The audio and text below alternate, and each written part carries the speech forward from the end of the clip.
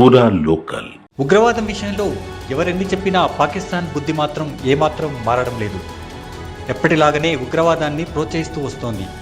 Operation సింధూర్తో Bharat ఉగ్రవాద స్థావరాలను తుదముట్టించినప్పటికీ మళ్ళీ పాకిస్తాన్ అలాంటి ఉగ్రవాద స్థావరాలనే పునర్నిర్మిస్తోంది. భారత్ నిఘా వర్గాలు ఈ విషయాన్ని పసిగట్టాయి.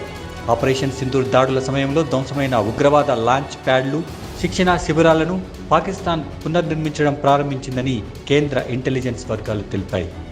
పాక్ ప్రభుత్వం మద్దతుతో పాకిస్తాన్ ఆక్రమిత కాశ్మీర్, దాని పరిసర ప్రాంతాల్లో ఉగ్రవాద మౌలిక సదుపాయాల కోసం కీలకమైన కేంద్రాలను పునర్నిర్మించడానికి పాకిస్తాన్ సైన్యం, గూఢచార సంస్థ ఇంటర్ సర్వీసెస్ ఇంటెలిజెన్స్ పనిచేస్తున్నాయని వెల్లడించాయి.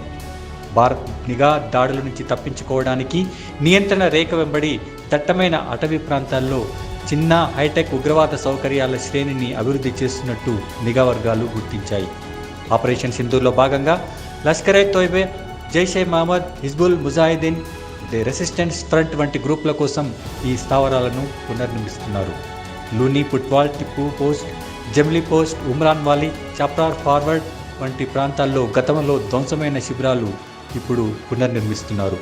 భారత్ ఇంటెలిజెన్స్ థర్మల్ ఉపగ్రహ రాడార్ గుర్తించలేని విధంగా ఈ ప్రదేశాల్లో అధునాతన సాంకేతిక పరిజ్ఞానంతో తిరిగి టెర్రర్ లాంచ్ ప్యాడ్లు నిర్మిస్తున్నట్టు నిఘా వర్గాలు వెల్లడించాయి. ఒక్కో స్థావరాన్ని ఒకేసారి 200 మంది టెర్రరిస్టులు నివాసం ఉండేలా నిర్మిస్తున్నట్టు నిఘా వర్గాలు గుర్తించాయి. దట్టమైన అడవి కారణంగా ఈ ప్రదేశాలను వ్యూహాత్మకంగా ఎంపిక చేశారు. డ్రోన్, ఉపగ్రహ నిఘా కంటికి కూడా చిక్కకుండా రక్షణ కల్పించే విధంగా వీటిని నిర్మిస్తున్నట్టు తెలుస్తోంది.